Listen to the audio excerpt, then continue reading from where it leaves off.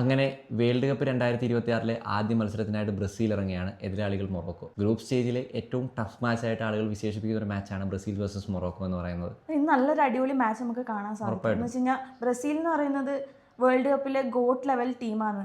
പിന്നെ സക്സസ്ഫുൾ ആണ്. ലൈക്ക് 5 കപ്പാണ് ഇവർക്കുള്ളത്. പക്ഷെ വേറെ പ്രശ്നം എന്താ വെച്ച് കഴിഞ്ഞാൽ 2002 ശേഷം വേൾഡ് കപ്പിൽ മുത്തമിടാൻ ബ്രസീലിന് സാധിച്ചിട്ടില്ല.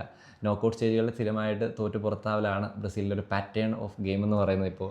പക്ഷേ ഈ ഒരു വർഷത്തിലേക്ക് വന്നു കഴിയുമ്പോൾ കുറച്ചുകൂടെ വ്യത്യാസം ഉണ്ടാകാൻ സാധ്യതയുണ്ട്. അതിലേറ്റവും വലിയ വ്യത്യാസം എന്ന് പറയുന്നത് കാർലോ ആൻസലോട്ടി എന്ന അദ്ദേഹത്തിൻ്റെ കീഴിലാണ് ഇത്തവണ ബ്രസീൽ ഇറങ്ങുന്നത്. അപ്പോൾ പുള്ളിയുടെ കാര്യം നമുക്ക് എല്ലാവർക്കും അറിയാം, ഒരു പോസിറ്റിവിറ്റി തരുന്നുണ്ട് ആ ഒരു കാര്യം. കാരണം ഒരു റിസൾട്ട് ഉണ്ടാക്കിയെടുക്കാൻ പറ്റിയൊരു കോച്ച് തന്നെയാണ്. പിന്നെ അവിടെ വിനി ജൂനിയർ ഉണ്ട്, റാഫിനിയ ഉണ്ട്. മൊത്തത്തിൽ നോക്കിക്കഴിഞ്ഞാൽ ബ്രസീൽ ഒരു അടിപൊളി സ്ക്വാഡായിട്ടാണ് വന്നിരിക്കുന്നത്. പക്ഷേ വേറൊരു തിരിച്ചടി എന്താ വെച്ച് കഴിഞ്ഞാൽ നെയ്മറിന്റെ കാര്യമാണ്. അതെ, നെയ്മർ ഇഞ്ചുർഡ് ആണ്. നെയ്മർ വന്നപ്പോൾ നമുക്ക് എല്ലാവർക്കും ഭയങ്കര സന്തോഷമായിരുന്നു സ്ക്വാഡിൽ. കാരണം ടീമിനൊരു ബലം ഉണ്ടാകുന്ന നെയ്മർ സമയത്ത് ഒരു പോസിറ്റീവ് ഘടകം തന്നെയാണ് നെയ്മർ ഉണ്ടാവുക എന്നുള്ളത്. പക്ഷേ ഇഞ്ചുറി പിന്നെയും വലിക്കുകയാണ്. ഇഞ്ചുറി മത്സരത്തിൽ കളിക്കാൻ സാധ്യതയില്ല എന്നാണ് അറിയാൻ സാധിച്ചിട്ടുള്ളത്.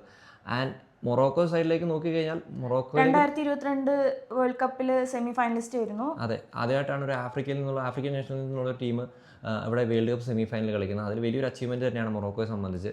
ആൻഡ് മൊറോക്കോയിലേക്ക് നോക്കുകയാണെങ്കിൽ ഇപ്പോൾ അഷ്റഫ് ഹക്കീമി എന്ന ഒരു താരത്തിന് നമുക്ക് എല്ലാവർക്കും അറിയാം. അത് ഒരുപാട് നല്ല താരങ്ങളുള്ള ഒരു ടീമാണ്. ആൻഡ് മൊറോക്കോ ഒരു ടഫ് ഗെയിം കൊടുക്കാനുള്ള സാധ്യത വളരെയധികം കൂടുതലാണ്. ഇപ്പോൾ ഒരു സമനിലയോ അല്ലെങ്കിൽ ചിലപ്പോൾ മൊറോക്കോ ജയിച്ചുകൂടായികയൊന്നും ഇല്ല. കാരണം വേൾഡ് കപ്പാണ്, എന്ത് സംഭവിക്കാം, ഈസി ആയിട്ട് നമുക്ക് ബ്രസീൽ ജയിക്കുമെന്ന് പറയാൻ പറ്റില്ല. അങ്ങനെ ഒരു സ്റ്റേജിൽ പറയാൻ പറ്റില്ല. ഗെയിമുകൾ കണ്ടു കഴിഞ്ഞാൽ മാത്രമേ മനസ്സിലാവുള്ളൂ. ഫസ്റ്റ് ഗെയിമാണ്, അതിൻ്റെതായ പ്രഷറുകൾ രണ്ട് ടീമുകൾക്കും ഉണ്ടാവും. അപ്പോൾ കാത്തിരുന്ന് തന്നെ കാണണം എന്താണ് സംഭവിക്കാൻ പോകുന്നതെന്ന്. വിനീഷ്യസ് ജൂനിയർ അല്ലെങ്കിൽ ഇവരുടെ ഒരു ബ്രസീലിൻ്റെ ഒരു പാറ്റേൺ ഓഫ് ഗെയിം എന്ന് പറയുന്നത് നമുക്ക് എല്ലാവർക്കും അറിയാം, കുറച്ച് സ്പീഡി ആയിട്ടുള്ള ഗെയിമാണ്. അപ്പോൾ അതിനെ മൊറോക്കൻ ഡിഫൻസ് എങ്ങനെ തടുത്തിടുമെന്നുള്ളതും കാത്തിരുന്ന് തന്നെ കാണേണ്ട ഒരു കാര്യം തന്നെയാണ്. എന്തായാലും നല്ലൊരു മാച്ച് നമുക്ക് ഉറപ്പായിട്ടും കാണാം. അപ്പോൾ നിങ്ങളുടെ അഭിപ്രായങ്ങൾ കമന്റ് അറിയപ്പെടുത്താം. Bye guys.